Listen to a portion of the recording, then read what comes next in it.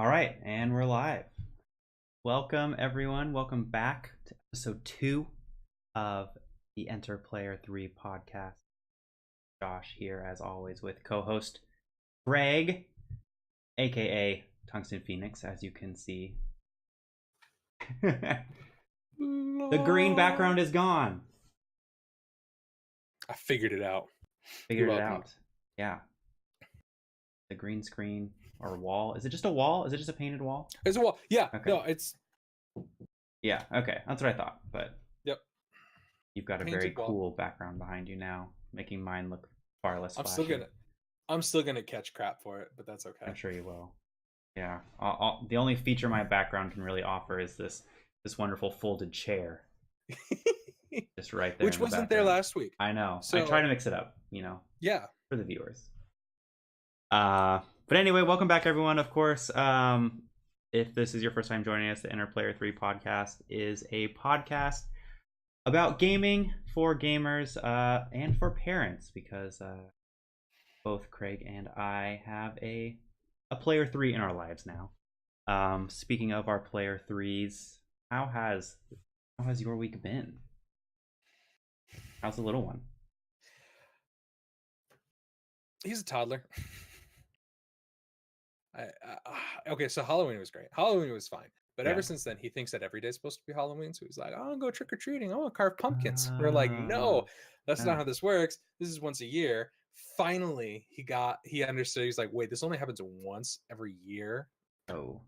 No, was probably devastating. That's not okay. And I was just like, just let it out. Just have it out. I mean, come on, like, Halloween's so fun. Why wouldn't you want to have it more than once a year, right? Yeah, I get the logic. Free candy, like, absolutely. This doesn't happen every single day. Yeah, and it's like, you're 3. Has this happened every single day of your life, child? I don't. He probably doesn't. Wow. He probably wouldn't remember. It's like his eyes were opened to this brand new world of opportunity and possibility, and then those dreams were just quickly shattered within 24 hours. That's exactly it. Well, and then yesterday was fun.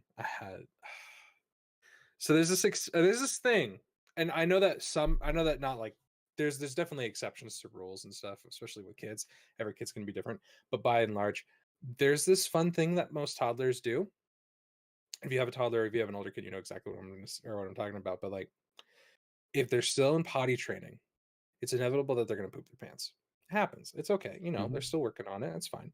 They're still trying to learn on when their body is telling them, "Oh, you have something in the barrel. We should go to the bathroom." Right. That's fine. It's understandable. But what they like to do, and I guess babies do it, but to a lesser extent in some cases. At least in my case, he didn't do this when he was a baby, but he does it now as a toddler. He'll get naked, and then he has this just incessant need that I cannot stop to just finger his butt while it is just caked with poop. Oh. And I'm just like, can you not, please? This is bad enough to clean up as it is. Oh, man. Please don't do that. I was not expecting this conversation to get so real. It got really real. He's just like, I gotta play with it, Dad. There's something there. I gotta figure out what it's like. It's poop. You know what it is. Yeah. You know what it is, child. We all know what it is. It's gross. It's icky. We've been telling you for a long time. It's icky. And you know what else? By the time they're this age, it's not baby poop anymore. Right. It's not. It's like baby poop's fine. Like sometimes it's kind of stinky, but by and large, it's fine. Clean it off and you're good. Right. No, by this age, he's eating real food, so it's real poop. Oh man. Oh god. Oh man. I have a box of matches in the bathroom right now because it's the only way to get rid of the smell. Yeah. I can't even I gagged the other day when he did it, and so I was just like, I gotta do something about this. So I preemptively light a couple, wave them around like I'm some Native American shaman, like. Oh my goodness. Fill the air. Oh my goodness. Anyways, yeah. I love him, and I signed up for another one. I get to do this again in a couple years. I'm so excited. Yeah, this is just practice.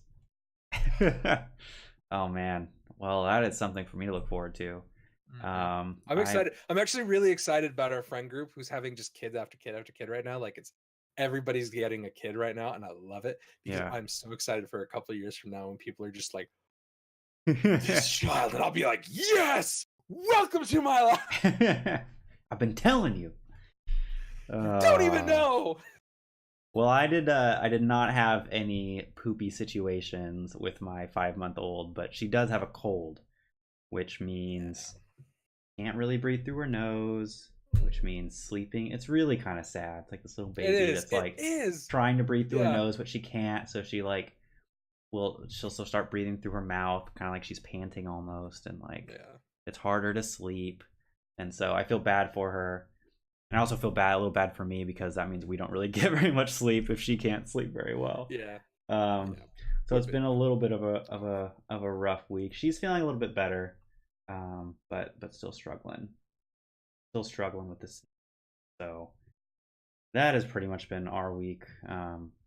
Been trying to like slide in some Red Dead playtime, but with being so tired.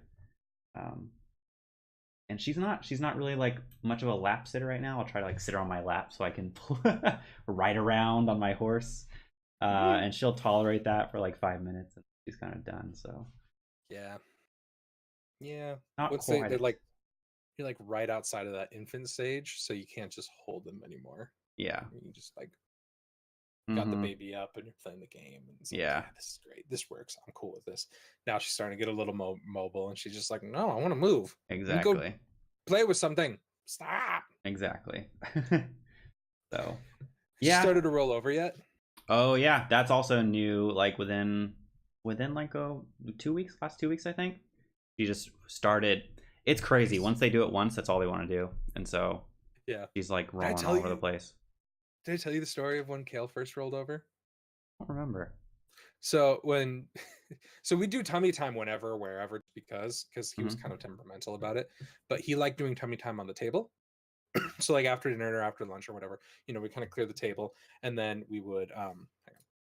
I don't know why that won't go. Oh, whatever. And then we would just lay him on the table because it's a hard flat surface and he can just sort of whatever. And he finally, it was after dinner one time, and he finally rolled over on the table. He was just like, and everybody saw it, and we were like, yes, yay, good job, Cam. I know. Scared him. He was just like, oh, it scared the crap out of. Oh, poor kid. Poor Kale. We're like, oh no, baby, it's okay. And then he took like 2 weeks until he rolled over again in bed somewhere. You scared it out of him. Yeah, we scared it out of him. But that's hilarious. Also funny. So. Yeah, you do. Like it's the littlest things. Like I'm sure some of my friends probably think I'm crazy. Like, wow, your baby rolled onto her stomach. Like, what's the big deal? But like it's weird. Like when you have a kid, like every little thing like that is like it's a milestone. It is. It's a milestone. It's a huge deal. It's like a video game. It's like leveling up. Yeah, exactly. You get an achievement or something for for doing some stupid mundane. You got a new ability on the ability tree, and exactly. It's like opens up a whole new part of the game is just opened up now that she can roll over, right? It's exactly like that. I like it. It's exactly. Yeah. All right. Well, we should probably get into some of our discussion topics, and to start. There were some stories of the week. I'm calling them stories of the week. Stories that came out this week in the gaming world that I thought I'd mention, and I think there's some interesting discussion topics in there. The first, actually, we're not going to talk too much about, but I did want to mention it because it was arguably the biggest gaming story of the week, which was the Smash Ultimate Direct that dropped, where the last 2 characters were announced, which is Ken from Street Fighter and then Incineroar from Pokemon. And they actually announced a 3rd character that's yet to be released, which no one was expecting, which is a piranha plant. I don't know. Did you see this? Did you see this at all? I saw the memes. The memes. Yeah, I mean, there's a lot of memes out there about Waluigi still being snubbed, and yet a freaking piranha plant is going to be a fully playable character. Right. No, that is pretty messed up, actually. So it's pretty hilarious. It's totally Nintendo. I've actually, because I browsed Reddit all from time to time, and I saw a few memes of like like the furry community being all over Incineroar, and I was like, Oh, oh, yeah. why, I guess I could see why? that. Yeah, I'll be honest. Out of all the Pokemon they could have chose, I'm not a huge Incineroar fan. I'm not either. Um, I'm a Decidueye, like and in that gen. his like, Decidueye was my dude. yeah, I liked him a lot too. But yeah, I don't know. It's like he's like a wrestling Yeah, character, and it's a fighting fire type, and it's so weird. Like, yeah, he's interesting. Like I'll try him out, but I'm very excited for the game. But I wasn't feeling too enthusiastic about that specific. Yeah, I might be more excited about the Piranha Plant, oddly enough. I think Ken is kind of a weird addition. Like, I feel like there's a lot of different Street Fighters that are more iconic that you Well, can they do have use. a few other Street Fighters in there. So he's an Echo Fighter. They're calling an Echo Fighter. Where shoot, who is the main? Is it Ryu? I can't remember. Ryu, yeah. Yeah, so I think Ryu is in there, and then Ken is like an Echo Fighter, which is like basically the same moves, but they're slightly different. Hmm. It's kind of like Fox and Wolf, or Fox and Falco, right? How they have a lot of the same moves, but there's slight differences. Hmm. That kind of idea, I guess. So, I mean, fine, whatever. More variety. Not against Okay. it. Yeah. But I mean, the biggest thing about the Direct 2 was just the cinematic where they just kill every single character in the game. I heard about that, and I thought about watching it yesterday. God. You should watch it. If anyone hasn't should. seen it yet, give it a watch just for pure entertainment. There's some like heartbreaking moments where like the characters are trying to save each other and they can't. And then there's just like laugh out loud moments where Snake is just hiding in his box hoping he somehow doesn't get obliterated. And it's like, come on, Snake. That damn box can't save you from everything. Snake. And so yeah, so it's pretty interesting. Go check that out. Not too much to say about it, except that the big Grinch rumored leak ended up being fake. I don't know if you followed that story at all. There's this huge again, debate. I heard about it. Yeah, It's like that's not gonna happen. Yeah, There's ended no up being way. fake. Kind of predictable, but there were a lot of people that were really into it. Hmm. So, but I am super excited for Smash. When it comes out, I'll be sure to talk about it. I'm planning to play it, so stay tuned for that. It comes out in December. BlizzCon is also this week, and they had several big announcements. The first announcement that was interesting to me was the new Overwatch character. Did you see the? I haven't seen the cinematic or anything. I don't You're own behind Overwatch this week, man. I know. I've been really busy, but I don't own Overwatch anymore, so I'm just like I don't pay attention. Yeah, that's Unless fair. I see it in passing, it's kind of like I don't know. Yeah, that's fair. I still play it. I don't play it as much as I used to, of course, but from time to time, I sneak a few games in. She looks really cool. She's connected to McCree, and like they're maybe a part of a Western gang at some point, so they've got a relationship. And the cinematic features both of them. And she looks pretty cool. She like has like a mid to long range rifle, and then some kind of like shotgun that she can use to boost her jump.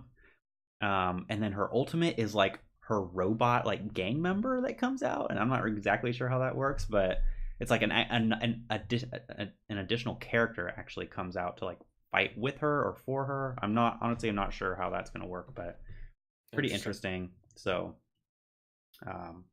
yeah. As soon as I heard her name, I was like from League of Legends. I know, that's what everyone was saying, which is kind of funny, right? Because it's Blizzard. Yeah. But anyway, so go check out that cinematic. All of the Overwatch shorts are incredibly well produced and worth watching. Even if you don't play the game, like they're always really enjoyable. Yeah, absolutely. So and they're well done. Yeah. But the big controversy out of BlizzCon, from what I can tell, you really want to call it a controversy, apparently it is that they announced a mobile Diablo game. And they announced this to boos and much internet outrage. People are mad. People are mad. Why are people so mad? What do you make of this? I don't know. I think it really just comes down to people like gamers in general disliking game or mobile gaming. Like, there's the whole thing where it's like, if you play a mobile, you're not really a gamer. Which I mean, like, there's some. I guess I have my own bias in that regard too. Like if all you do is play Candy Crush, I don't necessarily think I call you a gamer kind of thing. Yeah, But um but they're at the they're same time, different like types of it's games, right? I yeah. mean, like, I don't know, And like like if this someone sounds like played, it's gonna be a full blown Diablo game. So it's like right, I don't see this as a bad thing. all right, yeah, like I do think this stigma against mobile games is a huge part of it. Like the Yeah. core gamer audience that's at BlizzCon and that's getting super angry online, um, they're probably not mobile gamers very much, at least, right? No. They're They tend to PC be gamers yeah. primarily, and ECMR.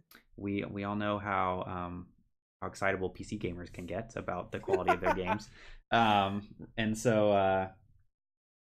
And so I think that's a big part of it is that the population that's there and that is a big fan of Blizzard, they don't really Yeah. play very many mobile games, but there is a stigma against mobile games too, which I think you brought like you just brought up. Um, Yeah. and don't get me wrong, mobile games do tend to be different types of games than what you get on a console, but I don't know that that means we should be discrediting them. Well, from what I've seen and everything, like it looks like it's going to be less of, I guess, a traditional mobile game and more of a traditional game, Mm-hmm. which the mobile world just lacks in general. I was talking to a friend about I can never pronounce her name. Hawaii. I always wanted to call it Hawaii, but I think it's like Huawei. There's a Chinese mobile phone manufacturer that Oh, actually took a right. swing. They took a swing at the Switch because they're like, our phone is more powerful than the Switch and Hmm. it's better and you can play games better and you should be playing if you're going to use a mobile platform, use this instead of the Switch. Hmm. And it's like, I mean, the premise is decent. And yes, like it undoubtedly like the screen's bigger, higher resolution, more power because it's a phone as well. You're able to get that, and the cost is definitely going to be significantly higher than the Switch, which is Yep. probably where a lot of the power differential lies because of Sure. cost. But the thing about it is that there's really no need for that kind of power in a phone because there's no game that takes advantage of it. Yeah. There's no mobile game that demands that kind of power. Even Fortnite on mobile, like I have the S9, which they've been, or the Note 9, Hmm. which they've been touting as like that's the phone for Fortnite. And I can tell you right now, it looks like trash on it. Hmm. I'm never going to play Fortnite on my phone because it looks like garbage. And I guess they're bringing 60 frames per second to it, but it still isn't going to help that it looks really bad Hmm. and it plays really bad mobily because it's made for a touchscreen interface. The thing about mobile gaming is that they're stuck by their own limitations of like the interface Yeah. and the type of games that are traditionally on mobile. If you were able to kind of break that and start introducing real games into a mobile platform, then I think that there's a lot more ground to be recovered for I don't want to say real gaming, but real games More traditional, in I the guess, yeah, right? more traditional games. Traditional Yeah. console type games. Yeah. Exactly. Like there's definitely a huge market for that. And then there'd also open up a further market for peripherals for the phone because like something that I've always wanted on my mobile phone is the ability to actually stream from my Xbox to my phone. Just use my phone as a monitor. Yeah. Cuz I can already connect my controller to my phone. All I need Mm-hmm. to do is get like a little phone clip so it's, a little all-in-one thing. Right. And that those exist.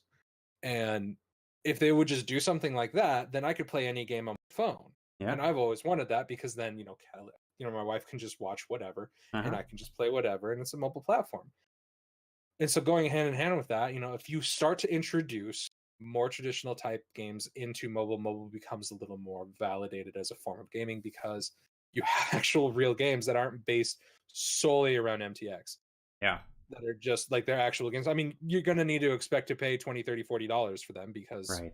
they're real games with real development costs that Mm-hmm. aren't going to be paid for by microtransactions. But Which is an interesting point actually, because I think even though like people might not take mobile games seriously because they're not traditional games, I also think that if like a $40 traditional game was released on a phone, a lot of people would be outraged at the yeah, cost they because would. everyone is used to mobile games being free. Yeah. As much as No, you're absolutely right. people complain up and down about free to play models and microtransactions, but all of those games are free. Yep. right? There are some like paid mobile games, obviously, but even the paid mobile games, like you never see one over $10. They're like $5 or less a lot Yeah. of the times, and so it's still dirt cheap. And so I actually think, like, ironically enough, there would be outrage over that if that Of course there happened. would. Yeah. No, there would always be outrage for There's stuff. always internet There's outrage. It's a fact of life these days, right? It really is. But then on top of that, I think that would also benefit the mobile developer, like not developers, the phone companies themselves in a Mm-hmm. way, because I think it would also spur on quicker innovation. Actually, it would just it would in electronics in general, it would probably boost because if you have real games that are starting to demand like real console and PC game quality, Mm-hmm. you're going to have companies start to rush and be like, okay, we need to actually like start putting some serious hardware into these phones, and we need to start looking at how to make serious hardware smaller so they fit in our phones and more efficient so they don't eat battery or burn you to death Right. because of how hot they run. Let's start innovating because there's a demand now. And so I think that that would feed into that industry, and I think it would only be good Yeah. for a majority of, I guess, people. I guess in a way, I mean, it feeds into consumerism, but at the same time, I'm a big fan of innovation, so Yeah. Yeah. Yeah. let's make things smaller. Right. And so I think Diablo Immortal is probably. I guess haven't seen a lot of it yet, Mm-hmm. but from my understanding, is supposed to be basically a traditional Diablo game just on a mobile platform, and I think that's a really good start Yeah. because I I know love the idea. Diablo's a huge franchise. Wow, Mm-hmm. that was hard. No, I love the idea. I mean, what I guess the outraged internet gamer, gaming culture needs to get wrap their head around is that there is a ton of money in mobile gaming, a ton of money, and game developers are realizing this, and they're actually probably a little late to the game. But you've got developers like Bethesda and their Fallout Vault. I can't remember what the game's called exactly, but they have that Vault Yeah, I know what game you're where you talking kind about. of I don't build remember your what own it's. vault, Yeah. and they've had a lot of success with that. They at E3 announced an Elder Scrolls mobile game, which again people got really upset with them for because they want an actual Elder Yeah. Scrolls release, which I kind of get, but you're still gonna get that when it's ready. But I think that's probably another part of it, especially because I was more aware of the Bethesda announcements than I was of the Blizzard ones. But I think a lot of it also has to do with maybe poor, I don't want to say poor management of like just expectations. Everybody has these really high expectations from what I understood. People were expecting a new Diablo game from Blizzard or from BlizzCon, hmm, but like a traditional Diablo. I mean, I guess they got it. They got yeah, a new Diablo game, not but what I they were think they were hoping. like specifically expecting Diablo 4 or something. But Diablo Or 3 is no, it was still a an excellent remaster. game. I think it was a remaster that people were like, "Hey, we're Oh. gonna get a remaster of Diablo 2," and everyone was like super hyped for that. And instead, they get this, so I can understand why they'd be disappointed. And But I think the yeah, same but thing at the kind of same happened with time, they're Elder building those Scrolls. expectations off of rumors, right? And It's hopes. true, yeah. And so it's like if you do that and you're disappointed, you have It's yourself kind to of your own blame. fault. Yeah, Yeah. And so like I'm yeah, not opposed to mobile games. Like we're going to see more of this, and like I'm personally for it for two reasons. One, it's an additional platform to me for me to possibly enjoy franchises that I like. And so if I like hmm Diablo, I can still play Diablo 3 on like literally any other platform, and it's an excellent game. But like it just came out for Switch recently too, which is a perfect platform for it. But also like I can try out this mobile game, and maybe if there's any enjoyment in anything good about that game, I can enjoy Diablo on my phone now as well. Um, yeah, and the other thing too I'll bring up, is that as a parent, I find myself actually drawn to mobile gaming a little bit more because sometimes the only times in the day that you have for gaming is like a 10-minute break here and there, while your kid is asleep, or I don't know, you just carve out 5, 10, 15 minutes, and that's not a whole lot of time to boot up your Xbox and like launch into a game that you're going to play yeah, for 3 minutes before you have to stop. um yeah, for sure. like the fast convenient gaming, is like a premium now, I don't know, as a parent. And so like that makes the Switch an incredibly more valuable platform. Like, I got the Switch before I had a kid, and I loved it. I really loved it once I had my kid, because oh my gosh, it's so nice to like be able to just honk out in bed with it, or quickly grab it, you know, like if I've got just 10 minutes to spare. And mobile gaming is kind of the same way for me. And so if there's more ways for great mobile games to come out from game developers that I like Blizzard, it's incredibly good game developer. I actually think the Blizzard fan base is pretty spoiled because they support their games so well, and regularly find ways to reward their fan bases. And so I'm over all the frustration and all the controversy. I have no problem with this at all. Yeah. No. All right. I guess enough said there, huh? Yeah, I think so. And then just last but not least, Destiny 2 is free on PC right now. Oh yeah. Thank you for shouting that out. I totally forgot about that. Just log into your PC, open the Blizzard client, and snag your free copy, because it's not going to be there forever. I think it's only free for a few weeks or something. It's like November 18th or something like that, or the 17th. So get it while you can. Destiny 2 is actually good now, by the way, for anyone listening who's unaware. Yeah. It's actually good. Like, if you compare Destiny 2 from now to what it was a year ago, night and day. It's awesome. And it looks fantastic on the PC. The frame rate's uncapped. I mean, just get in there and at least try it out. Free. Yeah. I need to finish playing the campaign on PC. It's so good.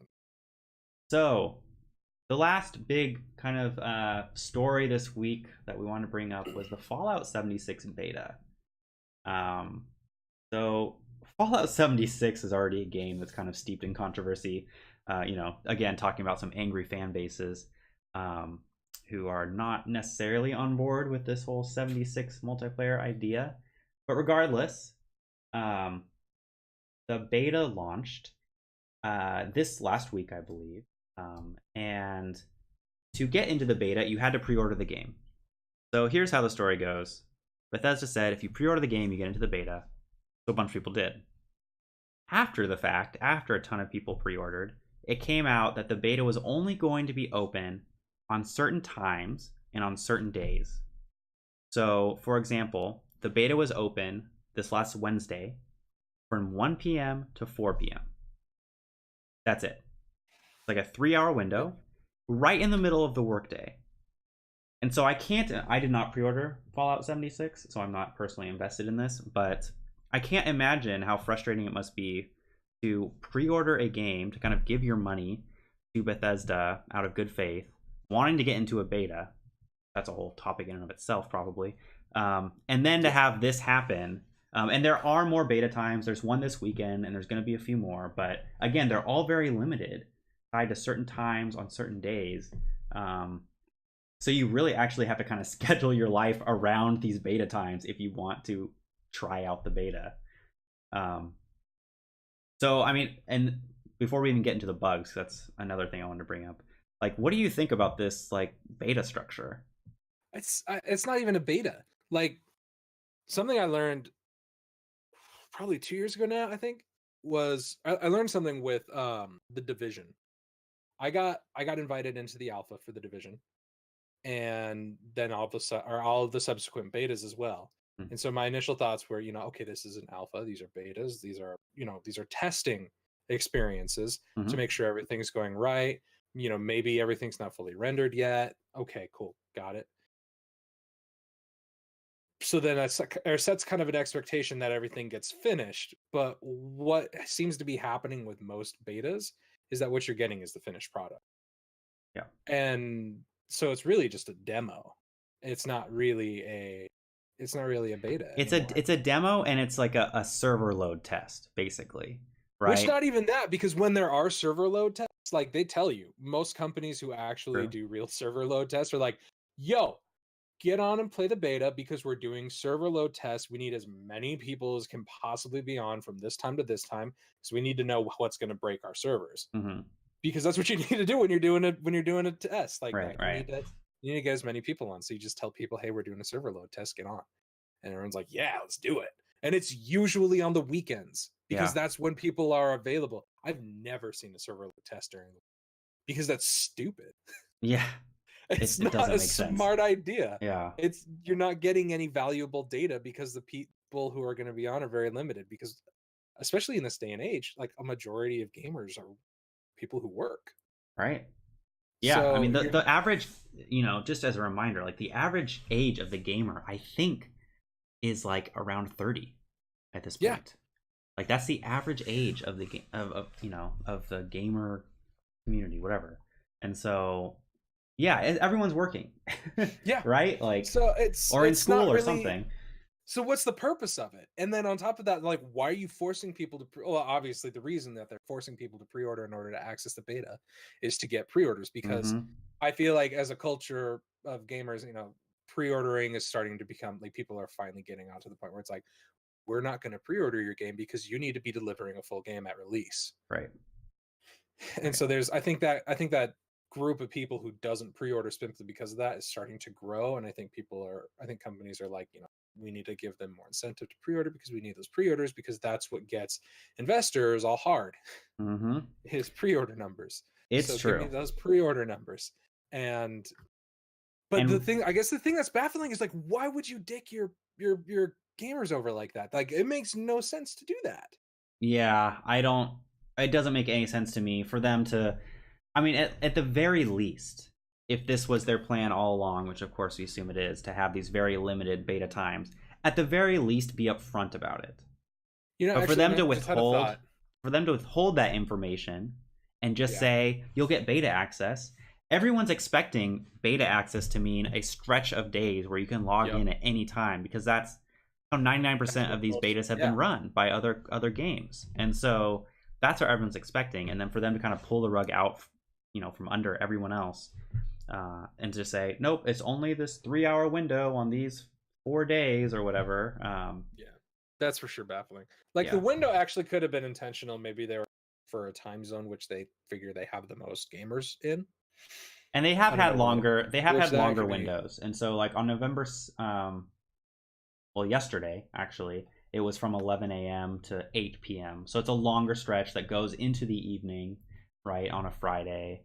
And then tomorrow there's one from 11 a.m. to 6 p.m. And so a little bit longer of a window, but still we're only talking about 4 to 5 days total. And again, still like only, windows of time. Yeah, I don't know.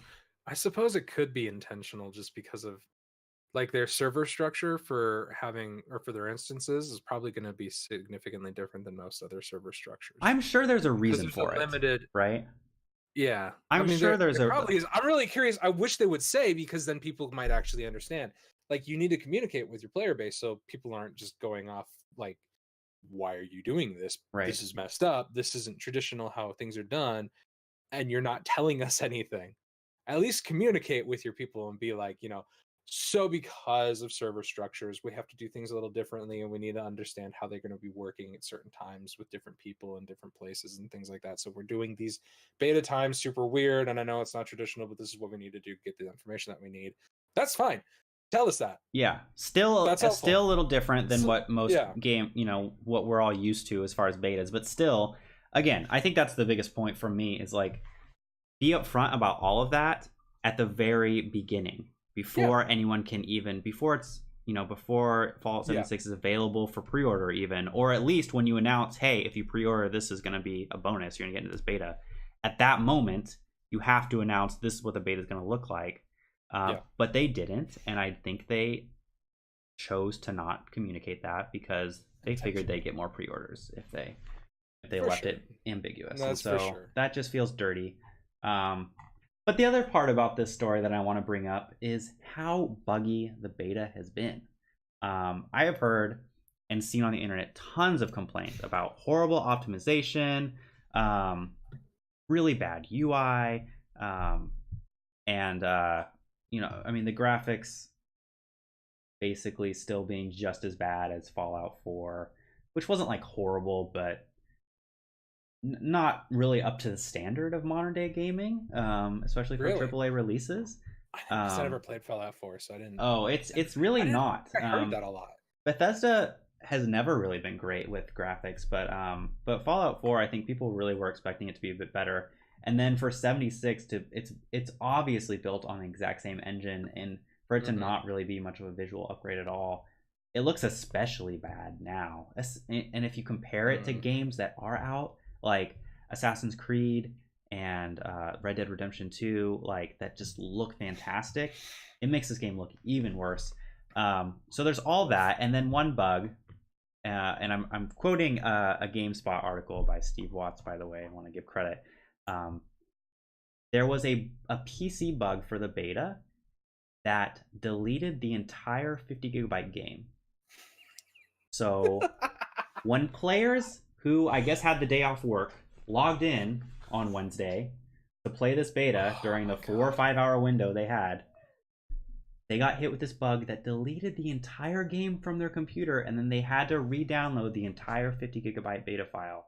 Like, I cannot imagine this. And Bethesda acknowledged it as a bug themselves. They tweeted out, "We know some users have been forced to re-download the Fallout 76 beta and therefore will not be able to enjoy the game tonight." And so they then decide to extend like the following beta window. But like, I mean, how does that happen? That's such a weird bug. I wonder. Yeah. I almost wonder if like they're trying to install a system where it's like, if you cheat and we find you and we catch you, we have a script in the game that uninstalls the game. Maybe. And then blocks you from the store. That would actually be that'd be kind of badass, but that would be interesting. But I mean, be like, whoops, it actually just uninstalls it from other people's games for no reason. Yeah. And I mean, Bethesda games are known for being buggy. It's this weird, people love Bethesda games so much that there's this like weird thing now where it's kind of like accepted and even like kind of like jokingly like talked about in this positive way almost, that like, oh, Bethesda games, they're just kind of buggy. And you almost actually forget about it. It's funny, I had one of my friends who never plays Bethesda games started playing Elder Scrolls Skyrim for the first time, and he kept complaining about how freaking buggy the game was. Like, he could not get over it. He's like, I don't get why people love this game so much. It's so buggy as hell. So much random crap keeps going wrong. And I'm like, yeah, it's a Bethesda game. And he's like, what do you mean it's a Bethesda game? Like, it's I think this was last year. It's like 2017. Like, how have they not figured this out yet? Right. And it's been out for almost a decade at this point. It's like, he's right. And Fallout 4 was just as bad. And 76 looks like it's going to be just as bad. But for whatever reason, Bethesda kind of keeps getting a pass. But even to their standards, this is pretty bad. That's not good. So I mean, I guess the moral of the story, kids, is don't pre-order games. Especially Bethesda games. Like, maybe wait for them to come out. Right?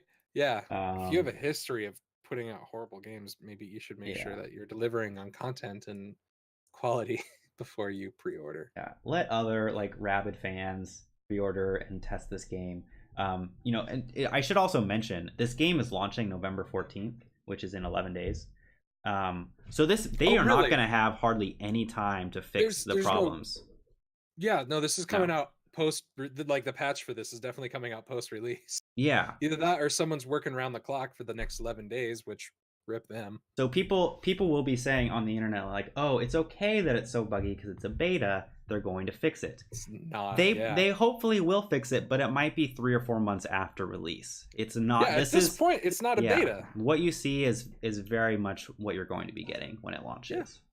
This is a demo. So please keep that in mind. It's a delta. It's a demo. All right. I miss demos. I miss demo discs.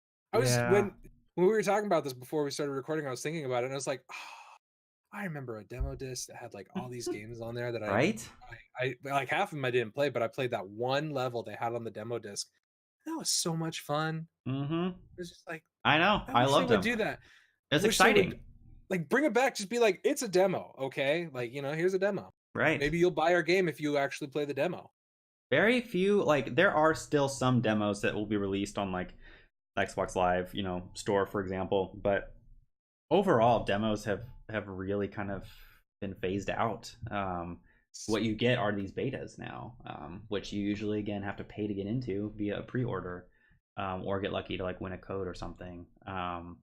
This is off topic, but speaking of demos, and it just reminded me, but there is actually a brand new demo that came out, and I'm pretty sure it's almost labeled as such. And it's the sequel to Undertale. Deltarune. Deltarune is a demo for the Undertale sequel. Essentially, it's from what I've heard. Right. I haven't played. Yeah, I haven't played it yet either. I'm planning on but it. I'm actually planning on streaming it. I'm not sure exactly when that's going to happen. watch that. At a Freudian Trip on Twitch, or follow me on Twitter to get that. I'm a huge Undertale fan, so I'm very excited to try this out. Thank you for shouting that out. But I can't really talk about it yet because I haven't played it. Yeah. So, it's free. so Go download it. It's free. Yeah, it's Just free. Google Deltarune and it'll come up. Probably. All right. Man, that you just took me back with that whole demo disc. Yeah. Right. I used to. Right? Yeah. For our younger audience members, back in the day, they would put demos on a disc that you had to put into your like PlayStation 1, and it would just have a bunch of demos of new games coming out. It's totally outdated, doesn't happen anymore now. But I think when they come in like magazines or some of them some with games, I think too. Games. Yeah, some came in games.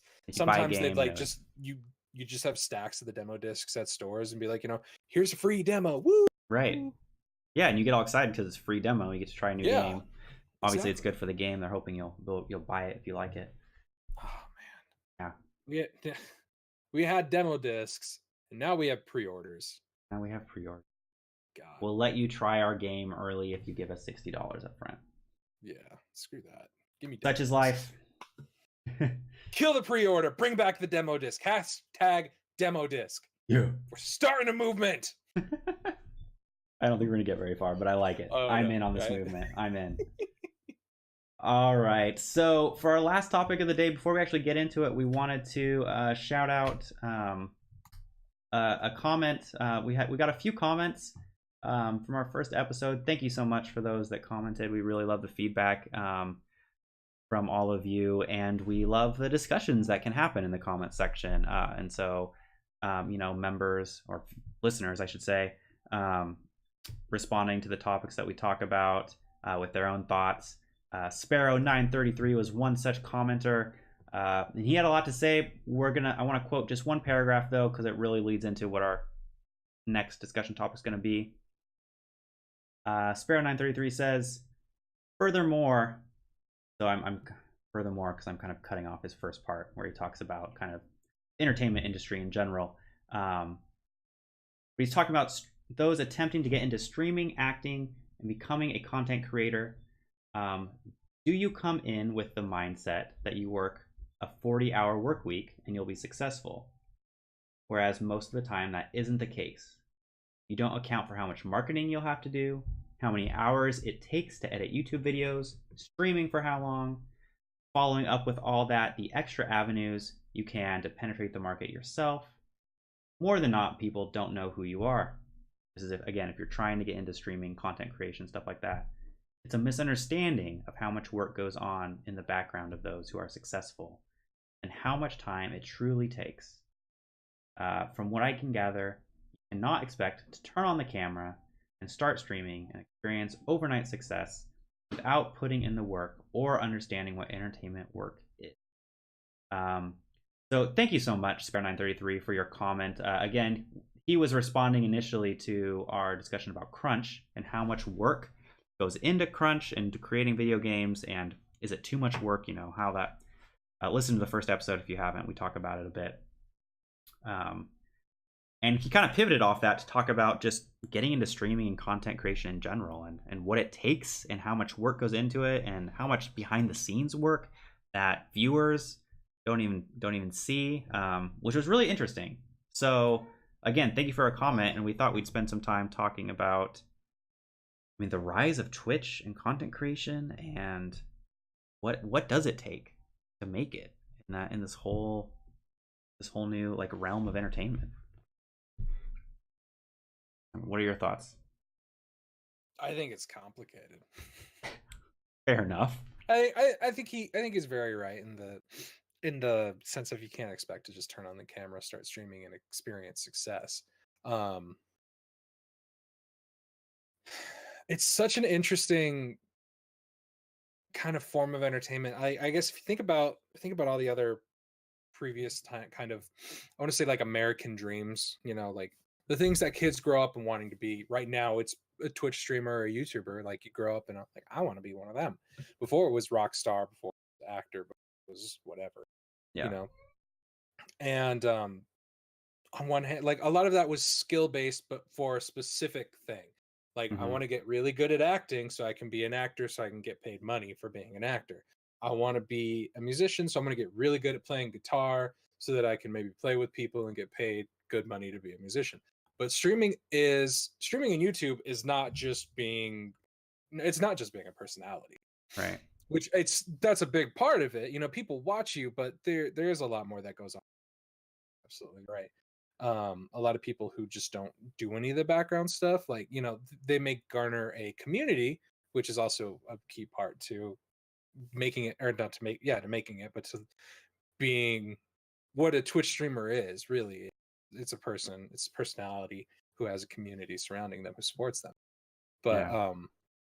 like when I first started streaming, I I, I was lacking a lot of basic skills. Like I learned to do some graphic design work. I learned to use Photoshop to create things. I made this in Photoshop Hmm. because I needed a wallpaper. I needed a background. I found some things on the internet that looked cool that I was like, I want to try doing, I want something like that for my stream because I like that theme. But you can't expect people to just do stuff for you free. That's not Right. how this world works. Right. You know, Designers, their time is extremely valuable and their work is valuable. Yeah. That's why you pay for it. Right. And Right. so if you can't pay for it, you either need to learn to do it yourself or just accept that you're going to have, mediocre assets. Right. Yeah. So it was like I learned to do this for myself. And so I made something like that. And you gain skills as you go. It's kind of like an RPG, really. Becoming a streamer is a bit like an RPG. You learn how to do this, you learn how to do that. And I actually walked away from streaming for a bit and I realized, I've actually got some decent marketable skills out of this. Hmm. Like I could go into broadcast if I wanted to. I could be in the background for broadcast. I could be a script writer if I wanted to. I can be a freaking graphic designer if I really wanted to apply myself and work harder towards that. There you go. I've got skills from this and you have to build these skills to create something. So like I guess responding to the 40-hour work week part of it, it's like, yeah, you're probably gonna, I mean, it really depends on how you do it. If you wanted to, you could probably make it a 40-hour work week, stream 3 days a week, and then you got 16 hours in your week that you work on other stuff and skill building in the background, and then just Yeah. do it over a few weeks. I mean, there's ways to do it in 40 weeks. I think the key behind that is the fact that you need to have balance in your, Right. because otherwise you burn out. And I think that's a really big part of content creation and or Twitch streamers is that they do go hard. They Yeah. think because when you go to the Twitch subreddit and like the number one thing I think people repeat over and over and over again is gotta go hard. You're gonna Right. work hard, Right. never stop, Grind. never stopping, gotta hit that grind, daily grind, every day, all day. It's every day, bro. Oh God. That kind of Uh-huh. culture. But what it does is it creates burnout. It does. A lot of smaller, like before they even become what could become successful. Hmm. Like you don't just turn it on and like you have the potential to be successful. You have to grow into a place where you can be like, okay, I might actually have a chance at doing something with this. Yeah. You know, and that's literally like steps to get 2 steps to unlock the ability to maybe possibly get lucky enough to be successful at this. Yeah. And you just like Yeah. grind isn't enough. Yeah. Honestly, it's never been enough. It'll never be enough. You can work your ass off for 4 years straight, and all you're going to end up with is burnout. Yeah. I mean, you hit a lot of good points. To make like trying to make a career on Twitch is a very complicated thing, I think. Like you said, for a number of reasons. Like for one, like I really think you have to approach it like you're trying to start a small business.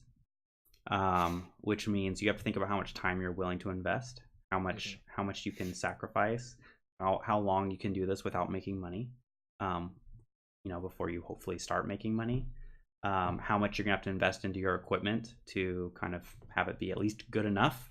How many skills you're gonna have to learn. Like you talked about, so many skills that people don't think about that you either have to learn yourself, which again is a huge time investment, or pay someone to do it, which is investment of money. It's a cost, a cost of your business, right? So there's all that you have to think about, which is a lot, and I think a lot of people don't really think about it when they thought, I'm just going to start streaming and try to make it, right? But the other thing you have to think about is that even if you do all those things right, your success as a streamer is based on primarily if you can get people to watch you. Can you, even if you do all those things right, can you get people to watch you? I pulled up some Twitch statistics from July 2018, and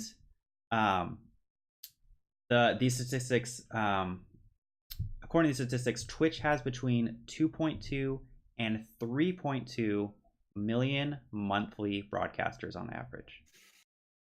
So you are competing with literally millions of other broadcasters who are also trying to get noticed, also trying to get your viewers, basically. The competition pool is massive. And it's not an equal starting ground either. You're jumping into a pool that has Ninja, that has Dr. Disrespect, that has these streamers who have tens of thousands, if not sometimes hundreds of thousands of viewers. And then on top of that, there's also personalities who are already established with fan bases starting to stream. Not Marshmallow. God dang it. Oh, I feel so stupid for that. DJs. I can't think of names right now. What's the one who hangs out with Ninja a lot, right? Well, Marshmallow does. Is it Marshmallow? Yeah. That's right.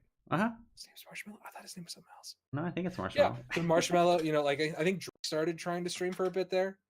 I don't know if Drake did. I know he streamed with and then other YouTubers coming over and starting to stream. It's not an even footing. Pro players. Yeah. Who stream and they play for a different reason. People watch them for, but it's not an even footing when you're starting from the bottom with no previous people watching you already, nobody paying attention to you. What you are is an entertainer, and you're starting from the bottom. Yeah. You're not on the same footing as them ever whatsoever. Yeah. And the crazy thing is that at least on Twitch, right? Usually people kind of identify success based on, first, if you make the affiliate program, because if you make Twitch's affiliate program, people can sub to you and they can donate bits to you, which is a way to start making money. So there's that. There are 220,000 other affiliates. So even if you make it to that point, you're still competing with over 200,000 more people. And then the next step up is partner, which if you actually make partner, that means you've got quite a bit more viewers, quite a bit more, hopefully subs and whatnot. There are, again, according to these statistics from July, 27,000 Twitch partners. Which, if we break this down, just really quick, so you because that numbers for some people, there are less than 10% of streamers are affiliates on Twitch. Yeah. And then I think that's less than 5% of streamers are partnered. Oh yeah, yeah, I'm sure it is. Which if you're partnered, that means you can probably make probably. That's not even guaranteed. But that's not even guaranteed. You have a better chance at making a living as a partner, but that's not guaranteed. I mean, you think again, so if you're partnered, right?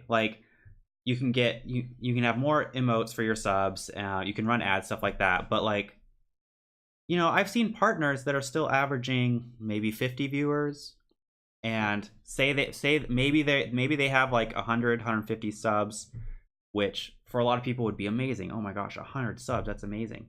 Well, you only get paid out about $250 a sub. So you have 100 subs, you're making $250 a month. You can't live off that. No. And yeah, hopefully that's supplemented with donations or something like that. But again, to actually make a living, being partner even isn't enough. $2,000 a month, give or take. That's baseline, honestly. Yeah. Looking at my budget, and I'm on the low end here, Like, we need at least $2,000 a month if I was to actually, like, if I was to stop looking for a job and things like that. I would need to be making bare minimum $1,500 a month from streaming or Yeah. from content creation to justify being like, I'm going to be doing this. This is my job. I'm not doing focused here. Right. It's just, And probably maybe 1% of Twitch streamers make that. right. Honestly, probably like, yeah, the percentage of Twitch streamers that actually make enough to live off of, it's got to be so small. And so, Yeah. like, there are some kind of, I'll say affiliate streamers, because they are Twitch affiliates, that I've been watching for over a year now, year and a half, who I love them. Calic1337 is one of them. Go check him out if you haven't. He's a really great streamer. I think he's a good streamer. He's positive. He's got a good community. He's got subs, but he's been grinding almost every day for a while, and he has grown. But again, and I don't think it's necessarily his fault. It's just because the competition pool is so heavy that you can be a fun person to watch. You can be decent at games. You can grind your heart out and still really struggle to make it. There's a large aspect of luck. I was going to ask you about that. Like, how much do you think luck actually comes to play here? I think it's entirely up to luck whether you make it or not. I think for some people they don't qualify for that kind of thing. Like, if you're a professional gamer, mm-hmm. you have a better chance at making it as a streamer simply because your skill level is at a level that people will watch you just for that. And you've already got a fan base too, because like if you're a pro gamer, like there are people that will be following your team. Like, for example, like Team Liquid or Optic, right? If you're on Optic, you get on an Optic team, Optic Gaming, you're automatically gonna have a huge fan base that's gonna be willing to at least check you out on Twitch. Well, and then on top of that, if you're on a team, like, odds are really good that you have other doing certain things for you. You have access to graphic designers, you have access to editors, you have access to people who are going to line up sponsorships for you. Mm-hmm. You have almost instantaneous access to ad revenue. And again, I think the biggest thing there is that you've got access to a fan base. Yeah. And so, like, I honestly feel like if you're going to go to be a professional gamer in sense of like content creation or whatever, you need to kind of aim for a organization, because that's going to be, I guess, the easiest way, because it kind of bypasses a lot of the luck. Starting from the bottom and then trying to build a fan base up, like, something has to happen.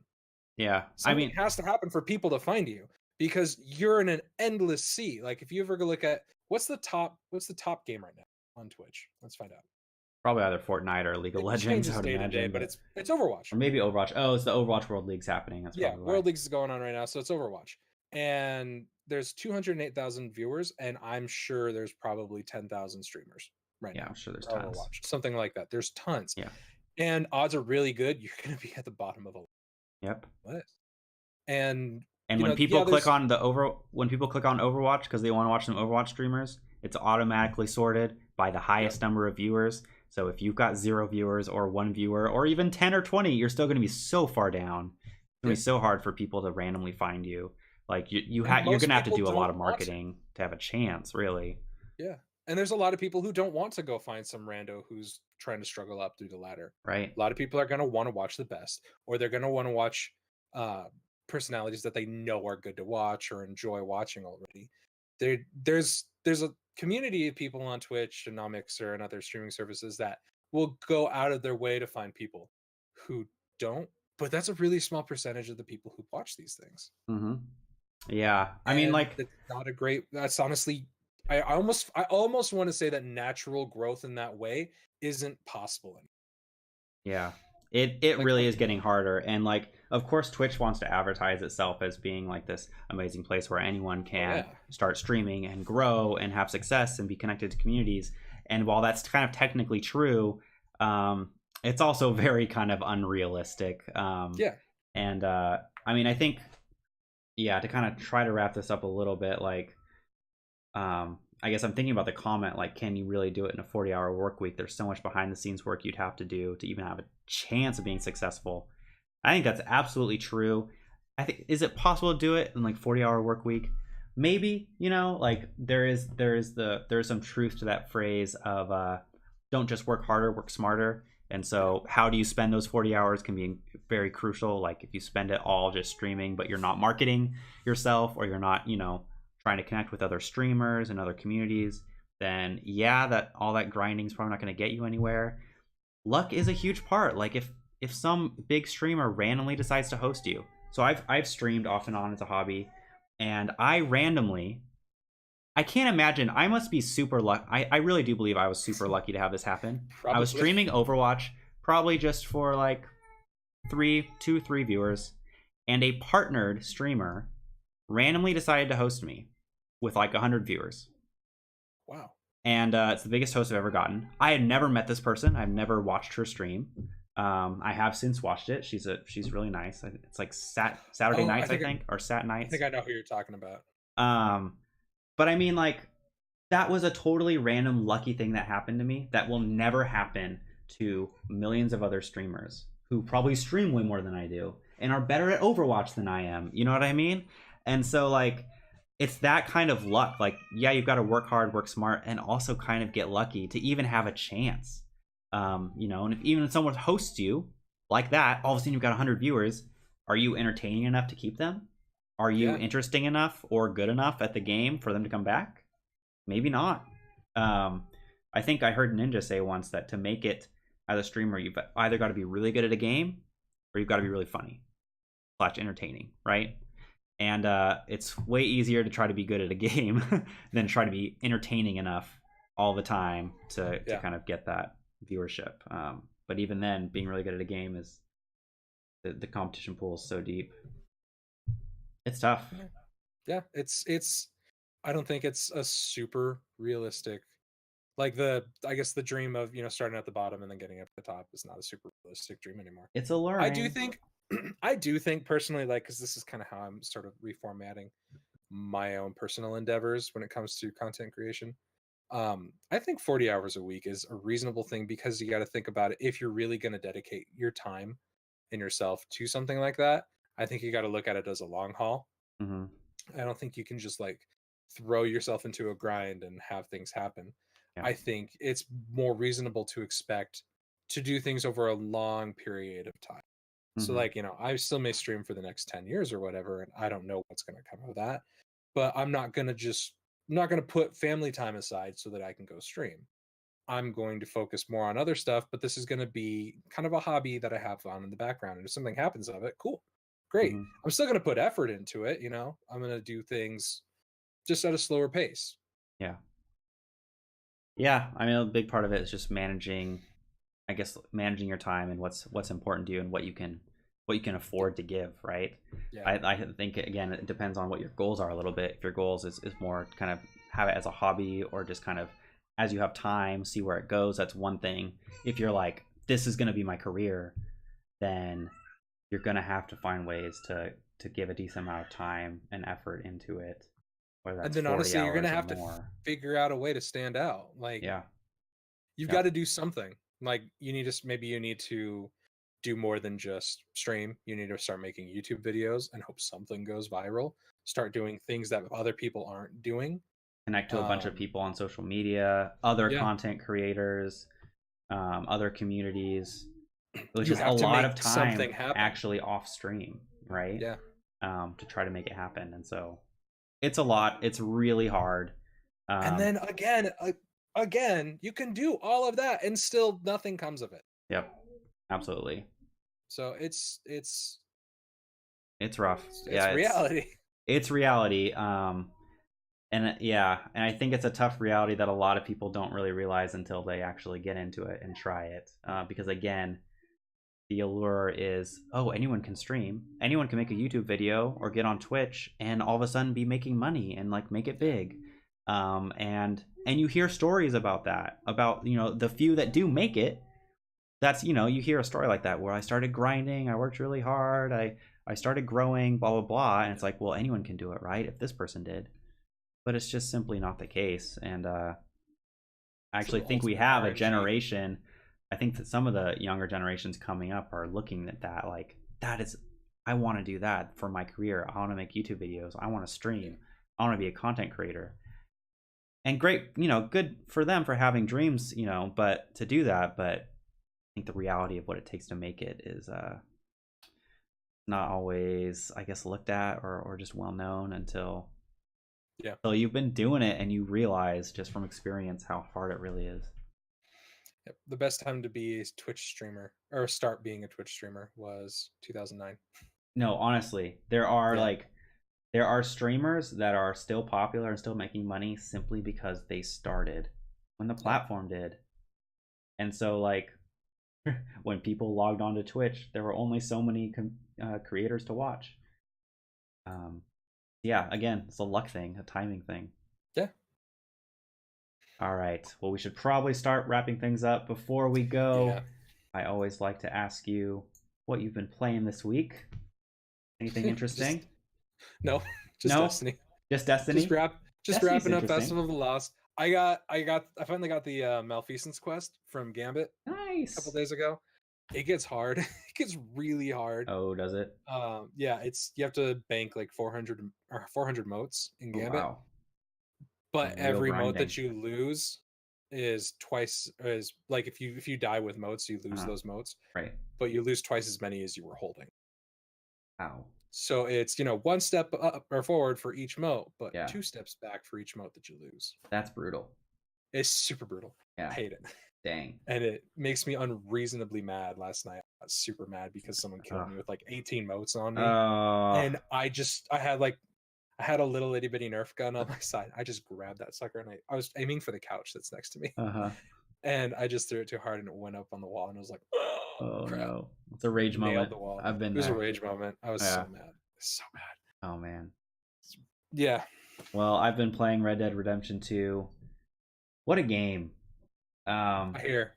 It is a methodically slow game, which I think will catch some people off guard, but it is such a well-crafted experience. It is still by far the most beautiful game I've ever seen in my life. Like, if you have a chance, I'm lucky enough to play it on an Xbox One X, which is the best platform actually to play it on graphically. And they've done comparisons.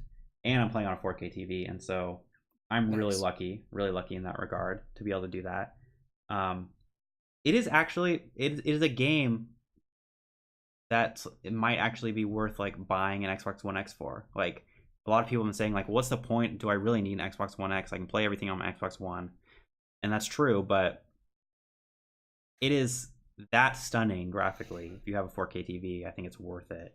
I bet the load times are murder. That the what? X. I bet the load times are murder on an X. Yeah, the load times are probably a lot worse. I don't know. I haven't looked into that, but it's just a beautiful, detailed experience.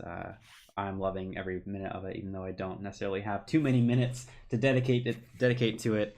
The baby has kept me busy, but I am highly recommending. I'm only like 18% into the story progress, so I've still got a lot to go. It's a very large game. Yeah. But very, very good. I'm loving it. You enjoying those horse huevos? Yeah, the horse huevos. I haven't really been paying attention to those. I did manage to rack up like a $185 bounty on my head, like just a few hours in, which is a lot of money in that game because it's set in like 1900 or something, so it's like a ton of money, and all because I think I accidentally stole something. No, I didn't accidentally steal.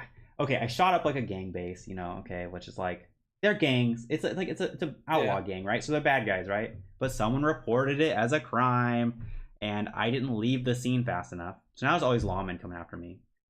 Ugh, gross. And I wasn't going to like fight back because I'm like, okay, fighting with the law only escalates things. It's gonna make it worse. I don't want to do that. But then they shot my horse. No. And it was all over after that. I saw a lot of red after that. That was, of all the things they could have done, that was unforgivable. And that's how I racked up an $185 bounty on my head that I had to pay off so that I could continue traveling in that county without being shot on sight. Oh dear. Completely wiped out my account, but for the horse, it was worth it. You just went all John Wick on him. I kind of It's did. my horse. Yeah, it got ugly. But I'll continue to talk about that game, I'm sure, in later episodes. It's really great. We got to sign off. It's been an episode. Has been an episode. Yeah, it was great to talk to you once again, Kraig. Always. Have a great rest of your weekend. And to You all too. you viewers out there, thank you for tuning. I say viewers, it's listeners. I guess it's both if you're on YouTube, which is the only platform this podcast is on at the moment. We are looking into other platforms for audio only versions, but we might be a few weeks out from that. So hang in there with us, and we will see you next week. Bye. Bye.